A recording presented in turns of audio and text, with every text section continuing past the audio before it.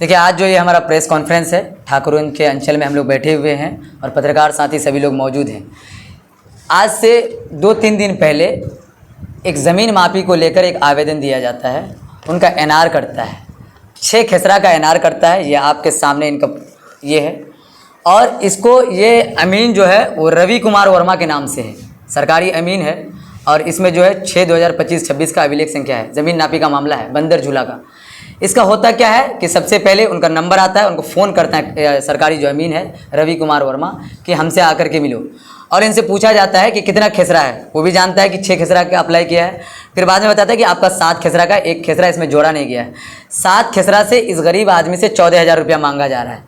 इनका कहना है कि 14,000 रुपया हम कहाँ से देंगे, तो इनको कहा जाता है अगर 14,000 रुपया नहीं दोगे तो ज़मीन नापी नहीं होगा। जब हमको ये बताते हैं, उनका बेटा है ये, जब ये हमको बताते हैं, जब हम उनको फ़ोन करते हैं अंचल अमीन को, तो वो ये कहते हैं कि आपको कंप्लेन कौन किया।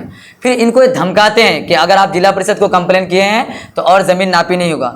तो क्या ये ऐसा बर्दाश्त होगा? अंचल अधिकारी महोदया को चाहिए, हमने उनको मौखिक कंप्लेन दे दिया है और अगर लिखित देने की ज़रूरत पड़ेगी रवि वर्मा के खिलाफ। रवि वर्मा के खिलाफ कई सारे कंप्लेन हैं जिसमें हर एक खेसरा के नाम पर वो 2-2 हज़ार रुपया अलग से मापी लेते हैं। और जितने अंचल अमीन हैं उनका मानना ये है कि हमेशा उनके हर एक पंचायत में 2-3 दलाल लोग हैं, उनके साथ घूमते रहते हैं। इन लोगों का क्या है, भाई आप सरकारी आदमी हैं, आप ब्लॉक में आते हैं, आप अंचल अमीन हैं, आपके साथ 2-3 लोग एक्स्ट्रा क्यों आते हैं? ये एक बहुत बड़ा सवाल है। हमने अंचल अधिकारी को ये भी बात कही है। ये एक पहला मुद्दा हो गया। दूसरा ये मुद्दा हो गया कि भाई अंचल में हर कर्मचारी के पीछे 2-3 गार्ड, आप हर एक ऑफिस में देखिए 2-4 दलाल लोग मिल जाएंगे जिनका हर दिन आना जाना रहता है।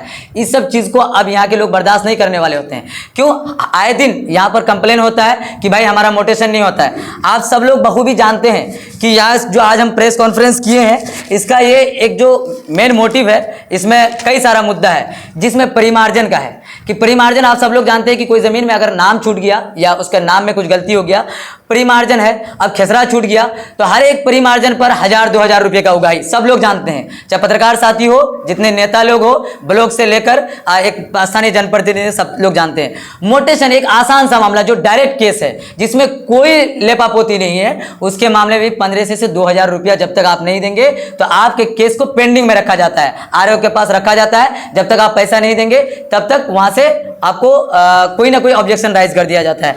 ब्लॉक में हर कर्मचारी के पीछे 2-3 दलाल आपको मिल जाएंगे। उनका डेरा, भाई आपको कर्मचारी का रहना सहना कहाँ होना है? अंचल में होना है ना। उनका ऑफिस आप देखिए, बाहर के रूम में डेरा लेकर के रखे हैं। हर एक कर्मचारी का डेरा बाहर मिल जाएगा, वहां सारा कागजात मिल जाएगा। पत्रकार साथी लोग सब लोग जानते हैं, नूरी मस्जिद के बगल में ये सब कर्मचारी का डेरा क्या करने के लिए है? कर्मचारी को जब सब कुछ मिला है, सब कर्मचारी का डेरा, सब पत्रकार लोगों का आना जाना है, सब लोग जानते हैं, पत्रकार लोग भी जानते हैं कि यहाँ पर है। तो पत्रकार साथी से हमारी विनती है कि इसमें मुद्दा में हमारा साथ बने।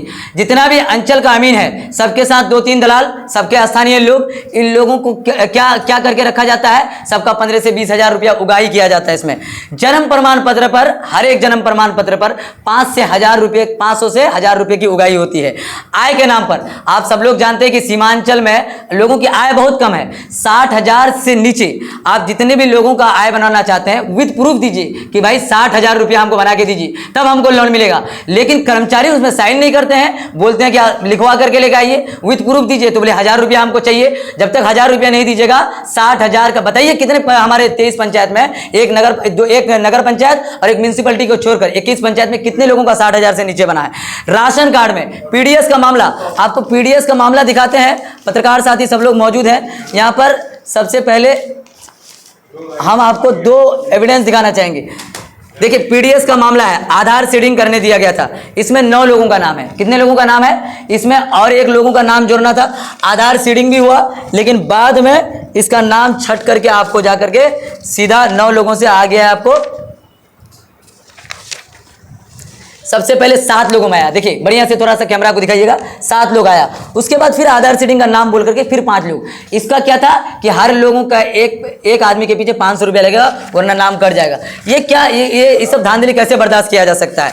पीडीएस का ही मामला है। एक को जोड़ना था, थोड़ा बढ़िया से दिखाइएगा, एक को जोड़ना था और 4 को घटा दिया गया। देखिए सबसे पहले 7 लोगों का नाम है इस राशन कार्ड में, और जब फिर ये अप्लाई करता है तो देखिए अब 5 आ गया।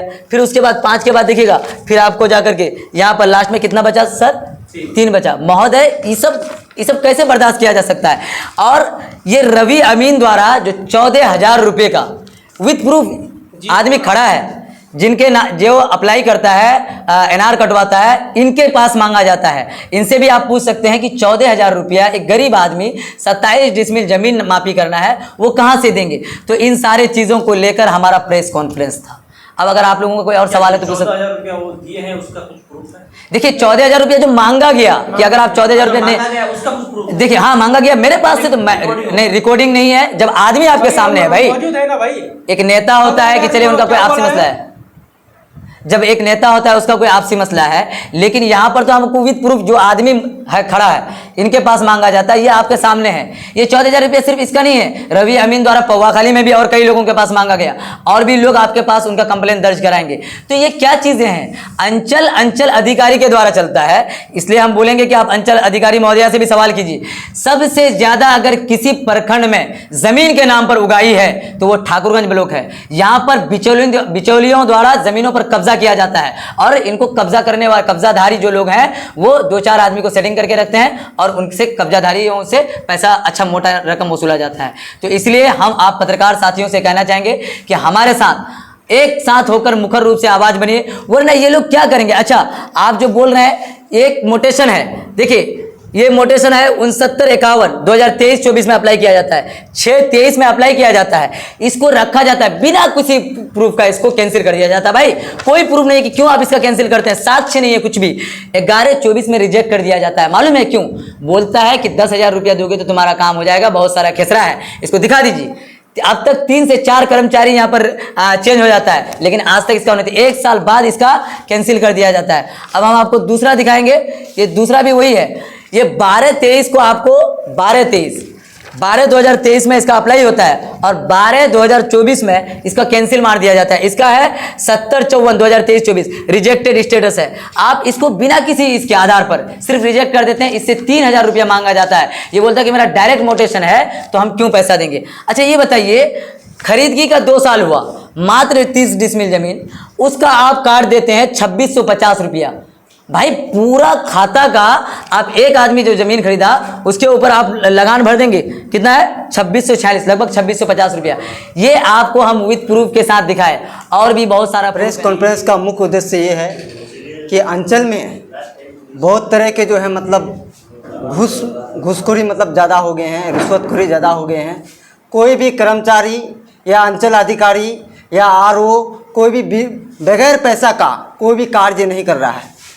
बगैर पक्ष जाने हुए आवेदनकर्ता का उसका मोटेशन को रद्द किया जाता है, जबकि नियम है कि आपको 30 दिन के अंदर आवेदनकर्ता का आपको पक्ष जानना चाहिए। अगर रिजेक्ट कर रहे हैं तो आपको पहले पक्ष जानना चाहिए, उनसे मिलना चाहिए, उनसे कांटेक्ट करना चाहिए। बगैर पक्ष जाने आप मोटेशन को रद्द नहीं कर सकते हैं। ये राजस्व विभाग का इसमें लेटर भी है, लेकिन बगैर पक्ष जाने अस्वीकृत करना, इसका मतलब है माल उगाही करना। आपके द्वारा सर अब तक क्या कुछ कार्रवाई की गई? देखिए मैं कई बार अंचल अधिकारी से इस तरह का शिकायत किया कि अब अपने कर्मचारी को समझाइए। लिखित में किया या मौखिक में किया? नहीं, मौखिक में किए हैं, आज तक अभी हम लिखित में नहीं किए हैं। अब लग रहा है कि अब लिखित में करना होगा, क्योंकि बहुत ज़्यादा मनमानी हो चुके हैं। और मैं आम जनता से भी अपील करता हूँ आप लोगों के माध्यम से, अगर कोई भी कर्मचारी आपसे अगर 1 रुपया का डिमांड करता है तो आप डायरेक्ट जो है प्रमुख कार्यालय आइए।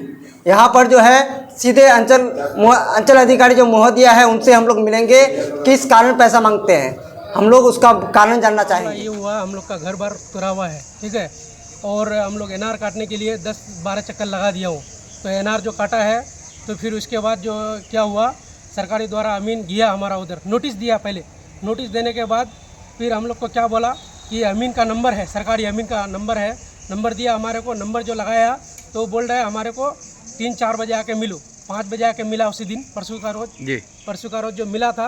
क्या बोल रहा है, आने के बाद कागज उगज थोड़ा वो देख लिया उल्टा पुल्टा करके, फिर उसके बाद बोल रहा है तो इतना 7 खेसरा हम लोग दिया था, 7 खेसरा में से 6 खेसरा हुआ। 6 खेसरा का बोल रहा है 7 दूना 14,000 रुपये लगेगा नपाई करने के लिए। आप क्या बोले? तो हम बोला तो भाई हम तो गरीब आदमी है, हम लोग तो दे नहीं पाएंगे। सरकारी अमीन का सहायता सरकारी अमीन का सहायता के लिए हम लोग आया था और ऐसे मामला रहता अगर है कौन अमीन है, क्या नाम है उनका जो अवैध उगाई वो का मामला क्या है? नाम है वो Ravi Kumar ji. Welcome to MR Hospital, a super multi-speciality hospital. Bailey road Patna.